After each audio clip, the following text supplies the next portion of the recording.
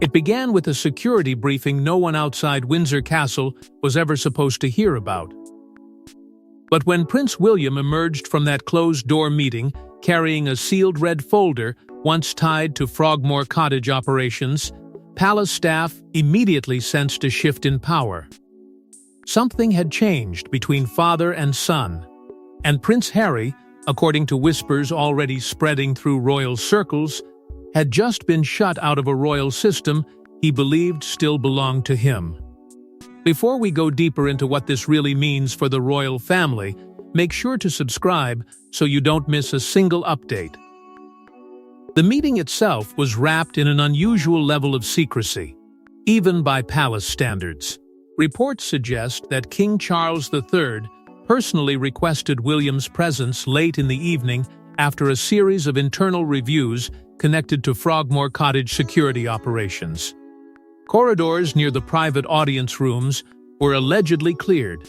Senior aides were reassigned without explanation. Even longtime staff members familiar with the rhythms of Windsor life reportedly sensed that this was not an ordinary briefing about property logistics or ceremonial planning. Something far heavier sat beneath the surface. According to various interpretations circulating among royal commentators, the palace had grown increasingly concerned about leaks, fractured staff loyalties, and the lingering shadow surrounding Frogmore Cottage ever since Harry and Meghan's departure from royal duties. What once appeared to be a quiet family residence had gradually become something else entirely, a symbol of unresolved tension buried deep inside the monarchy itself. Insiders whisper that Harry had quietly hoped to maintain some level of influence over the security arrangements tied to Frogmore, despite the couple's removal from official royal responsibilities.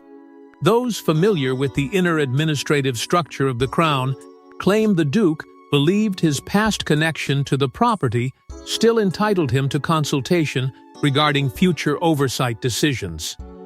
But the atmosphere inside Windsor had reportedly shifted dramatically over the last year. William, increasingly viewed as the operational center of the monarchy during Charles's ongoing health struggles, allegedly arrived carrying what palace aides later described as a future-proofing proposal. The language itself raised eyebrows. Future-proofing did not sound temporary. It sounded permanent, and according to sources close to the palace, William argued that all sensitive royal properties tied to succession planning needed centralized protection under direct heir-controlled authority. The discussion reportedly lasted far longer than expected. Staff members noticed tension etched across Charles's face when the king later departed the meeting area, avoiding his usual exchanges with aides. Observers familiar with palace dynamics claimed the emotional weight of the conversation extended beyond security protocols.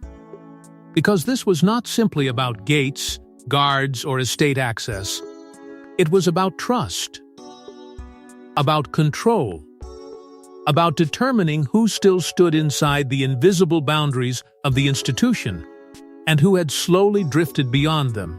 Senior courtiers allegedly interpreted the transfer of Frogmore's security management as a quiet but unmistakable signal that William's authority was expanding in real time, no longer confined to ceremonial preparation for a distant future reign. Reports began spreading almost immediately that Harry reacted furiously upon learning he had been excluded from the discussions altogether. And as commentators started comparing the move to a silent transfer of power unfolding behind palace walls, one chilling realization settled over Windsor itself. But the real shock wasn't the transfer itself, it was the hidden history behind Frogmore Cottage, and why the crown suddenly treated it like a fortress under siege. Frogmore Cottage was never just a home. Hidden behind the polished royal photographs and carefully managed press releases was a property long tied to trust, exile, and control inside the House of Windsor. And now, according to palace whispers, it had become the center of an explosive royal power struggle. For years, Frogmore stood quietly within the royal landscape, carrying a strange emotional weight that few outsiders fully understood. It was not the grandest residence, It was not the most powerful estate. But inside the monarchy, homes are rarely just homes. They are signals. They reveal favor, distance, punishment, forgiveness, and sometimes the exact moment when trust begins to die. Frogmore Cottage became all of that at once. It was the place once associated with Harry and Meghan's new beginning, the symbol of their senior royal future, the address that seemed to promise stability before everything collapsed into accusation, retreat, and separation. Then came the renovations, and with them, the controversy that never truly disappeared. Reports suggest that the money spent during Harry and Meghan's royal years remained a sensitive point inside palace circles, not simply because of cost, but because of what it represented. Frogmore had been prepared as a royal base, a protected residence tied to official duty and institutional confidence. Yet after the Sussexes stepped back, that confidence cracked. What was meant to be a sanctuary became a reminder of broken agreements, public anger, and a family dispute that moved from private corridors into global headlines. King Charles, according to insiders, never viewed Frogmore as ordinary private space. To him, it remained part of the sacred geography of the crown, a residence held within the wider structure of royal responsibility. That is why William's reported concerns carried such force. He was not only questioning who had access to a cottage, he was allegedly questioning who could be trusted near sensitive royal systems, internal staff networks, and estate procedures connected to the monarchy's future. In royal life, access is never casual.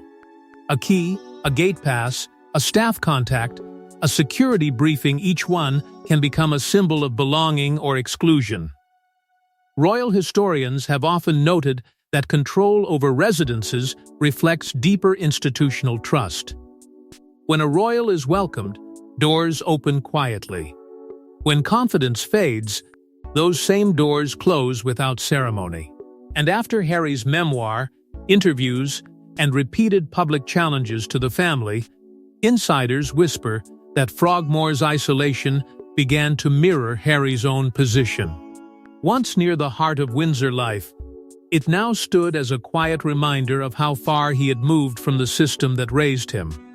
Staff were reportedly unsettled when conversations around Frogmore shifted from maintenance and logistics to royal loyalty and institutional protection.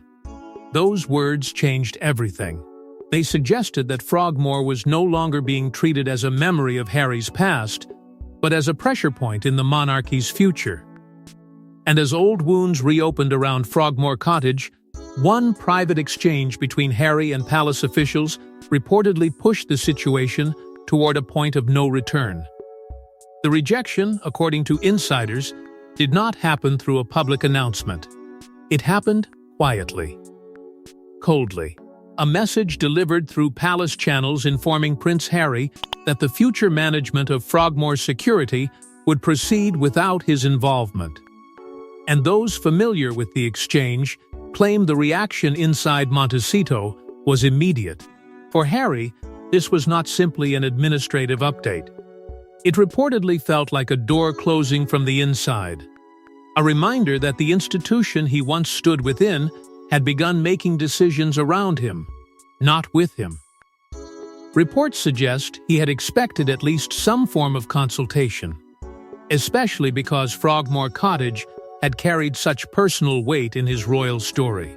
It had been linked to his marriage, his early hopes for independence, and the brief period when he and Meghan still appeared to have a future inside the royal framework.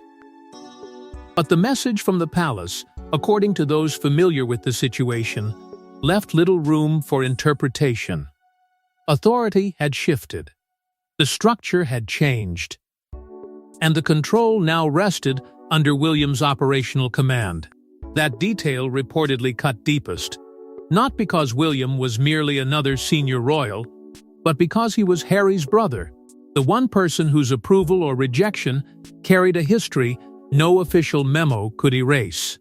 Sources whisper that Harry viewed the decision as more than exclusion.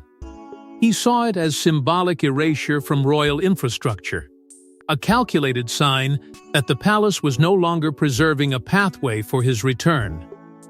Frogmore, once treated as a bridge between old duty and new independence, had now become evidence of separation. And in Montecito, where every palace signal is measured, weighed, and decoded, the meaning seemed painfully clear.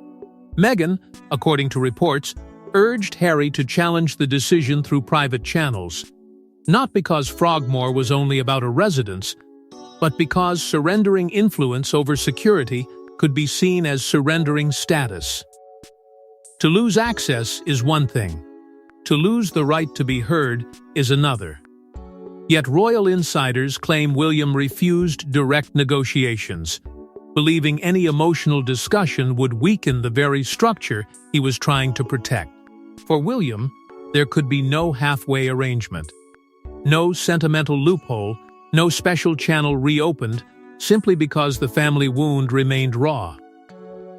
King Charles was reportedly caught in the most painful position of all, torn between the instinct of a father and the pressure of advisors who believed the monarchy could not keep bending around Harry's anger. Palace aides described the atmosphere as icy and irreversible, as if everyone understood that something larger was unfolding beneath the surface. Media speculation soon followed, asking whether Frogmore was only the first move in a wider restructuring of royal authority.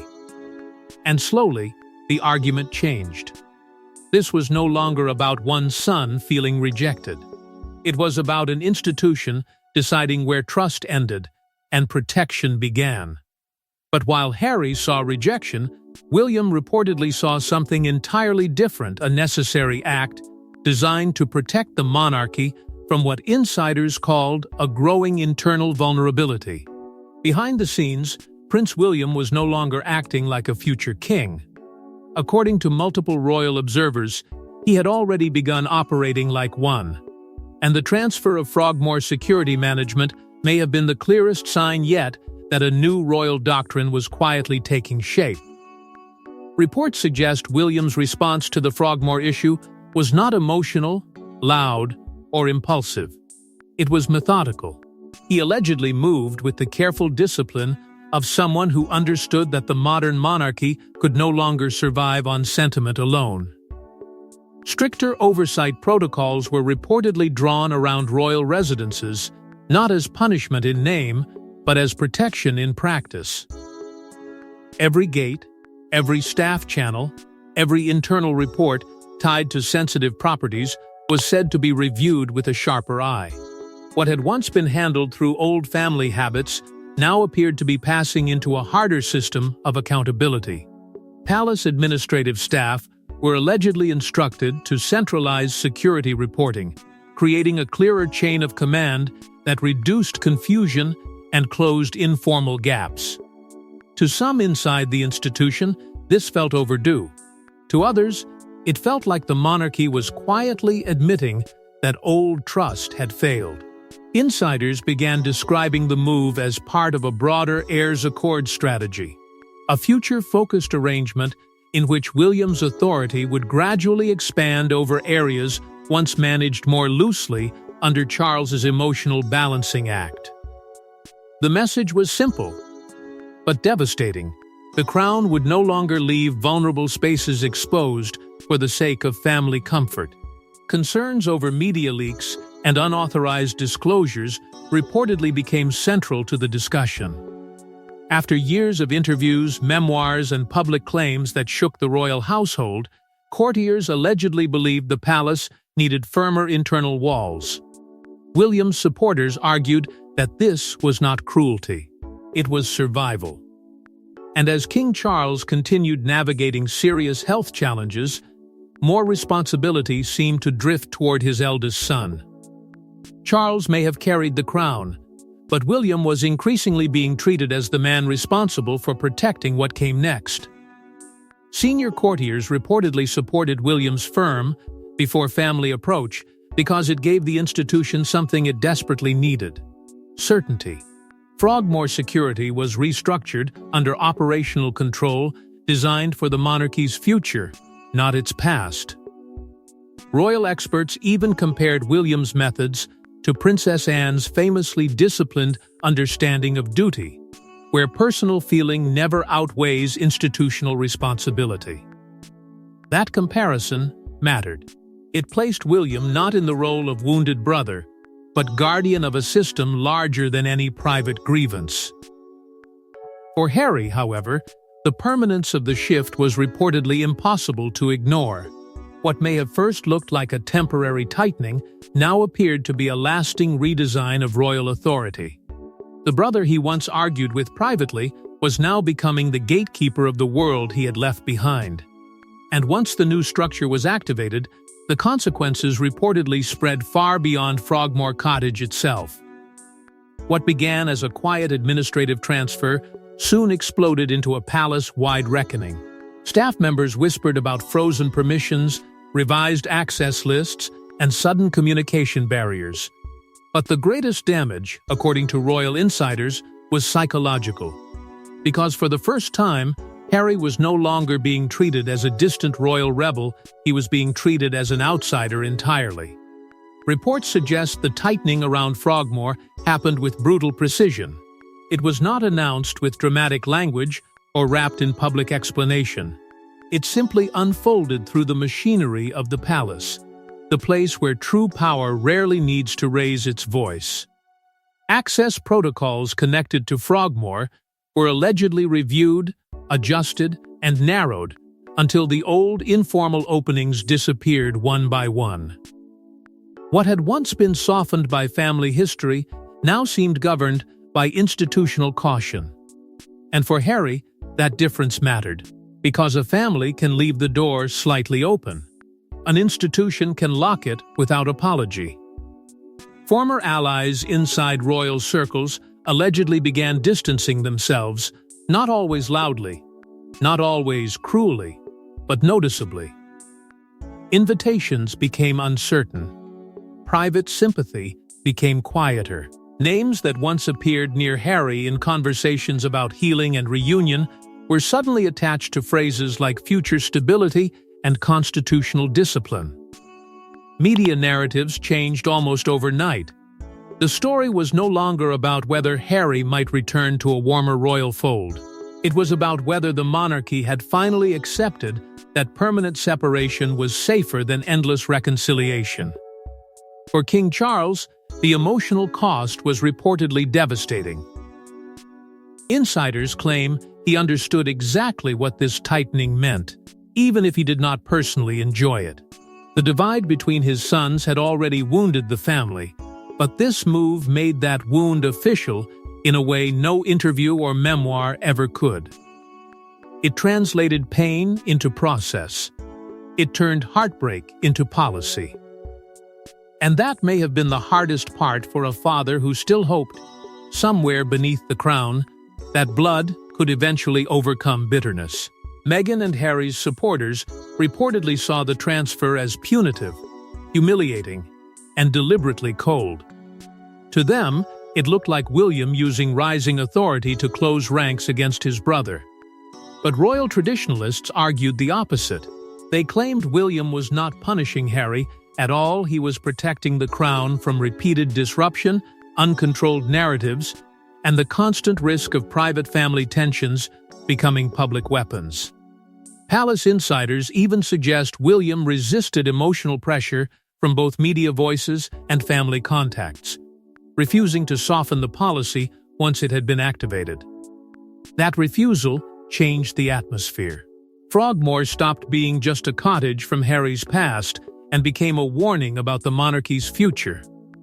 Continuity was being chosen over comfort, structure over sentiment, the crown over personal repair.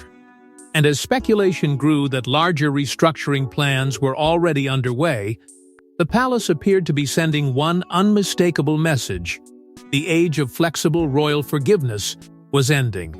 But the final blow came not from William, nor from palace advisors, but from the silent realization spreading across royal circles about what this transfer truly represented. For King Charles, the crisis surrounding Frogmore was never just about property management. It was about legacy, about choosing between the emotional instincts of a father and the brutal obligations of a monarch. And according to those closest to the palace, that burden has become almost unbearable. Reports suggest Charles struggled deeply with the decision to place William's authority above Harry's expectations. Not because he failed to understand the logic, but because he understood the cost. Every royal decision carries two shadows: the public reason and the private wound. On paper, the transfer could be explained as security discipline, estate oversight, and future planning. But behind palace walls, it reportedly felt like a father admitting that the family he once tried to hold together could no longer be managed through hope alone. Palace aides have described the king as exhausted, increasingly dependent on senior heirs, and aware that time has made every decision sharper. His reign has unfolded under pressure, with illness, public duty, and family fracture pressing against him at once. In that fragile space, William's steadiness allegedly became impossible to ignore. Insiders viewed the Prince of Wales as the stabilizing force, the one prepared to make hard choices without waiting for emotional agreement. And for Charles, that may have been both a relief and a heartbreak.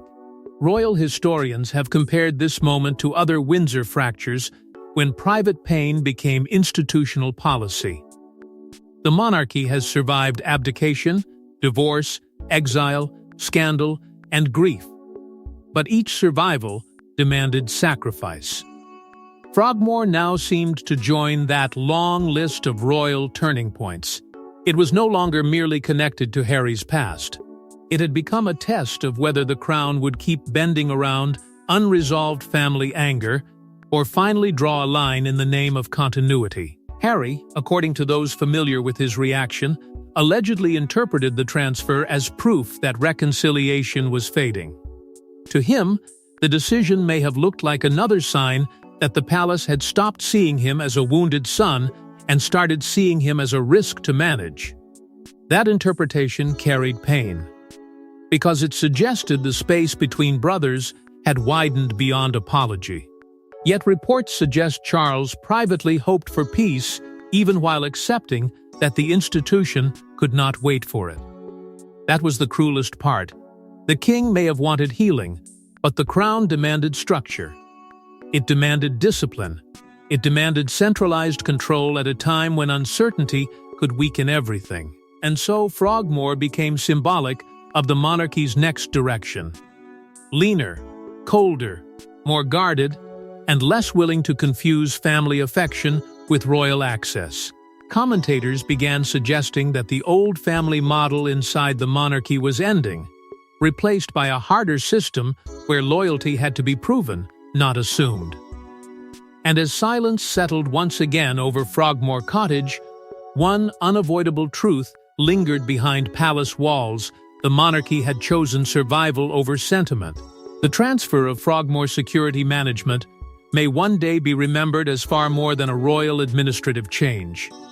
Because according to palace observers, it marked the precise moment Prince William stopped preparing for the crown and started shaping the monarchy in his own image. Reports suggest William's influence inside the palace has been growing with a quiet force that few outside the royal circle fully understand. He is no longer seen only as the dutiful heir waiting behind his father. Increasingly, insiders describe him as the operational center of the monarchy, the person courtiers turn to when decisions require discipline, speed, and a harder sense of the future. Frogmore became the clearest example of that shift. By taking security management into a stricter structure, William was not simply guarding one residence. He was defining the terms of royal belonging. Palace insiders whisper that accelerated succession planning has been discussed behind closed doors, not as a dramatic replacement of Charles, but as a practical response to pressure, illness, and uncertainty. The monarchy cannot pause while emotions settle. It must move. And in that movement, William's style appears to be reshaping the institution before the crown ever touches his head.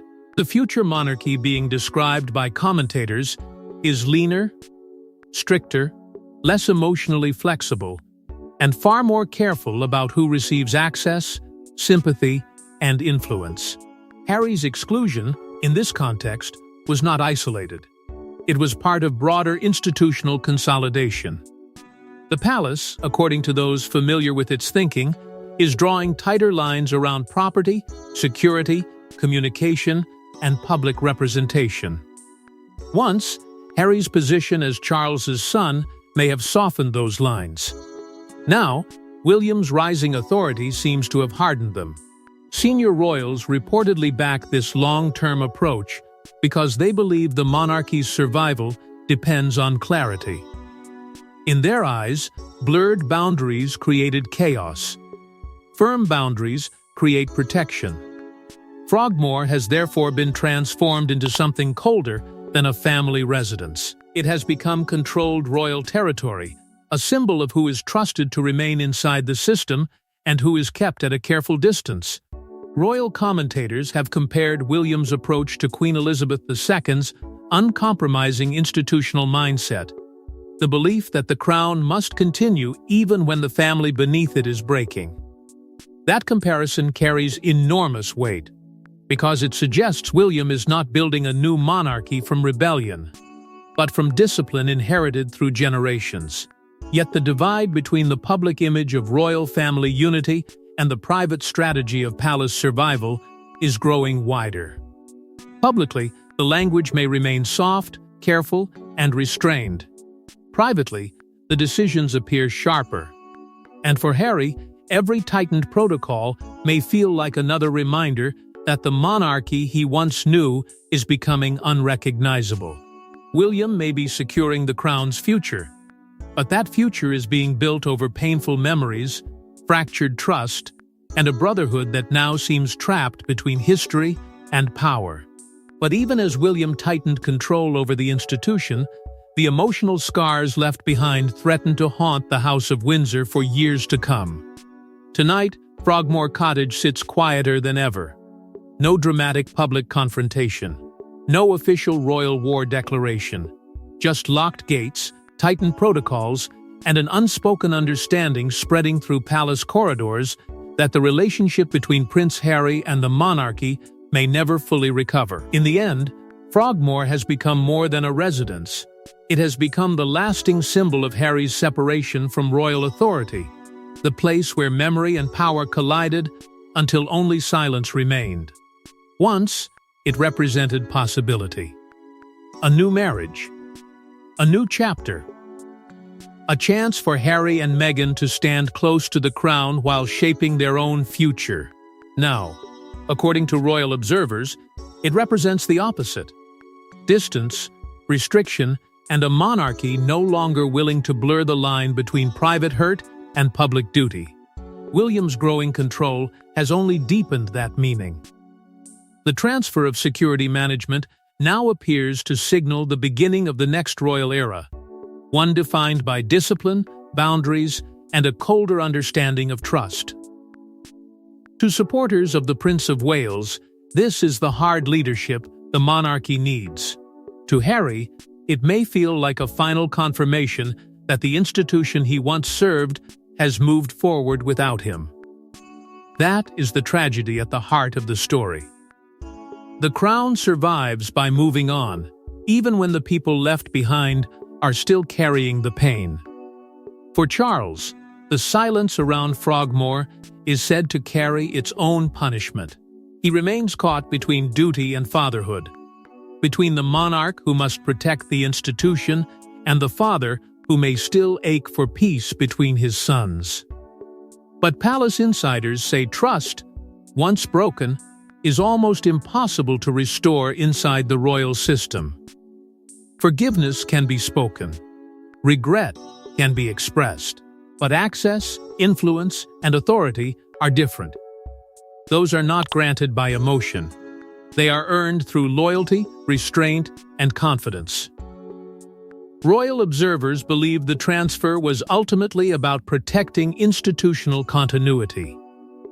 The monarchy chose stability over emotional reconciliation, not because the wounds were small, but because they had become too dangerous to ignore.